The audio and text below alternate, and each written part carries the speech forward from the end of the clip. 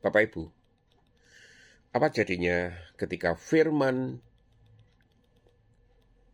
dunia menggugat firman? Jadi ketika firman digugat oleh dunia, apa jadinya? Tokoh-tokoh terkenal seperti Bertrand Russell, Richard Dawkins, dan Bart Ehrman telah melansir pandangan-pandangan miring terhadap Alkitab. Siapa mereka-mereka ini sebenarnya? Dan apa pandangan mereka? Bapak Ibu dan saudara-saudara yang dikasihi Tuhan, dan Bapak Ibu sekalian yang rindu untuk memahami iman bukan hanya dari dalam, tetapi juga dari luar, melalui serangan dan kritik-kritik terhadap Alkitab. Pertanyaan-pertanyaan ini sangatlah penting, Bapak Ibu. Gereja tidak boleh takut terhadap pertanyaan-pertanyaan. Terang tidak pernah gentar diuji oleh kegelapan, Bapak Ibu. Mari kita mengenal mereka terlebih dahulu. Siapakah tokoh-tokoh ini? Dan apa pandangan mereka terhadap kitab suci?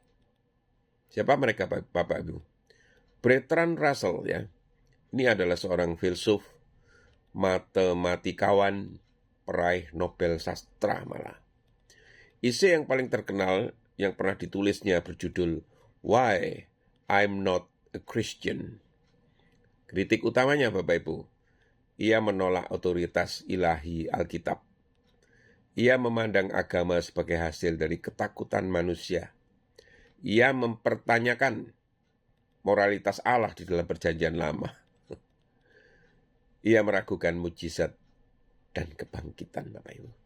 Bagi Russell, iman Kristen tidak berdasar rasional dan sering menjadi penghambat kemajuan moral ini.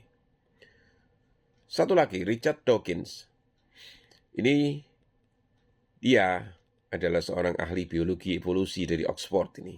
Orang penting, orang pintar ini Bapak Ibu. Penulis The God Delusion. Salah satu tokoh dari New Atheism. Nah, kritik utamanya Bapak Ibu.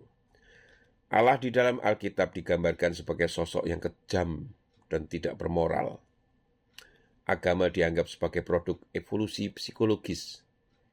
Ia menolak wahyu ilahi dan menganggap Alkitab sebagai teks kuno penuh mitos. Dan ia menekankan sains sebagai satu-satunya sumber pengetahuan yang sah. Terakhir Bapak Ibu, Bart Ehrman. Ini malah seorang sarjana perjanjian baru ini Bapak Ibu ya. Pernah menjadi Kristen Injili, tapi kemudian menjadi agnostik ini Bapak Ibu. Bukunya yang terkenal, Misquoting Jesus. Kritik utamanya Bapak Ibu, teks Alkitab mengalami banyak variasi manuskrip kata dia. Ia menyoroti kontradiksi-kontradiksi yang tekstual. Ia meragukan keilahian Yesus bagaimana dipahami gereja ortodoks. Dan ia mempertanyakan problem penderitaan, the problem of evil. Ini. Berbeda dengan Dawkins yang menyerang di luar iman, Ehrman menyerang dari dalam dunia akademik Alkitab.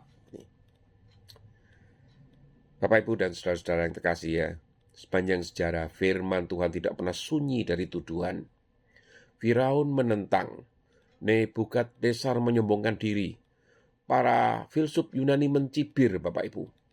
Dan hari ini, nama-nama modern berdiri di mimbar akademik dunia.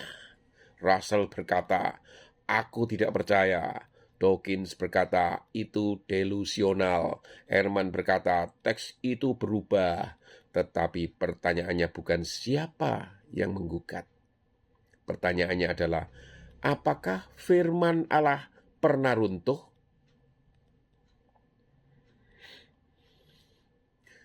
Russell melihat iman sebagai ketakutan. Namun ia lupa bahwa para rasul mati bukan karena takut, melainkan karena keyakinan. Dawkins menyebut Allah Alkitab sebagai tiran. Namun ia lupa bahwa sang Allah itu memilih mati bagi musuh-musuhnya. Dan Ehrman menunjukkan variasi manuskrip. Namun ia juga lupa bahwa justru banyaknya manuskrip membuktikan transmisi yang transparan, bukan konspirasi yang tersembunyi, Bapak Ibu. Mereka melihat retakan, tetapi tidak melihat batu karang.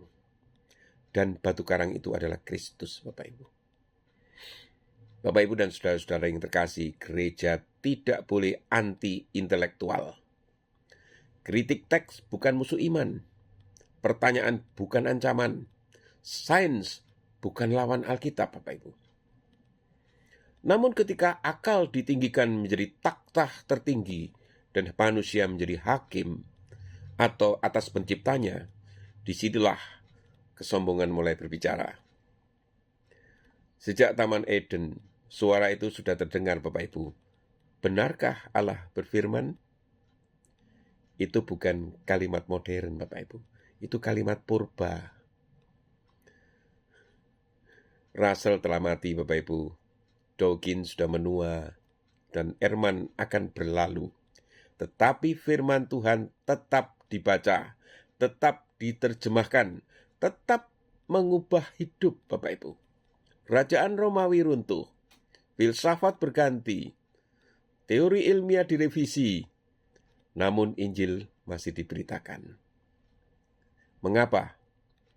Karena iman Kristen tidak berdiri di atas suatu ayat yang kebetulan, melainkan di atas peristiwa sejarah, kehidupan, kematian, dan kebangkitan Kristus.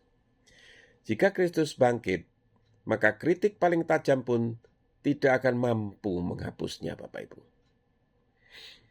Jangan takut membaca Russell, jangan gentar mendengar Dawkins, jangan panik terhadap Ehrman. Kebenaran tidak rapuh, Bapak Ibu. Iman yang dewasa bukan iman yang menghindar, melainkan iman yang menguji dan tetap berdiri. Karena iman Kristen bukan iman buta. Ia berakar di dalam sejarah, bertumbuh di dalam kesaksian, dan hidup di dalam perjumpaan pribadi dengan Allah ini. Dunia modern berkata, buktikan Tuhan. Salib berkata, lihatlah kasih. Dunia berkata, itu mitos. Kubur kosong berkata, ia hidup. Dunia berkata, itu kontradiksi. Dan Roh Kudus berkata, firman itu hidup dan kuat.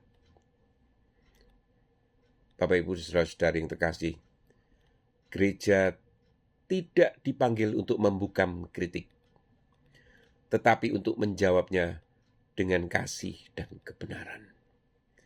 Jangan membenci para pengkritik, doakan mereka, karena seringkali di balik kritik intelektual ada luka eksistensial, dan hanya Kristus yang dapat menjawab kerinduan terdalam hati manusia ini. Langit dan bumi akan berlalu, tetapi firman tetap hidup. Dan badai intelektual abad ini tidak akan menumbangkan batu karang itu. Amin.